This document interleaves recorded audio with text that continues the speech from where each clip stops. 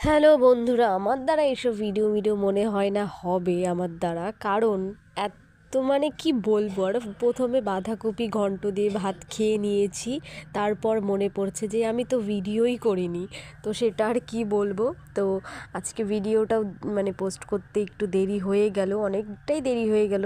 তো সবার ফার্স্টে এখানে দেখো কী দিয়ে খাওয়া দাওয়া করলাম সেটাই দেখিয়ে দিচ্ছি। তো তারপর আজকে খাওয়া দাওয়া করলাম, এখানে মাছ ভাজা রয়েছে, তার সাথে রয়েছে একটা নরম মাছের পেটি, এরম তেল তেল ভাব। তো সেটা দিয়ে ভালো করে ভাতটাকে মেখে ফার্স্টে লঙ্কা মেখে নিয়েছি, কারণ লঙ্কা ছাড়া তো খাওয়া হবেই না।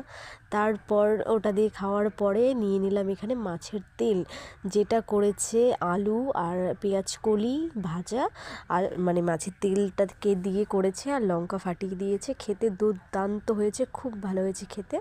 তার সাথে রয়েছে মাছ ভাজা। তো মাছ ভাজা একটু একটু করে নিচ্ছি আর খাচ্ছি, খেতে খুব ভালো লাগলো।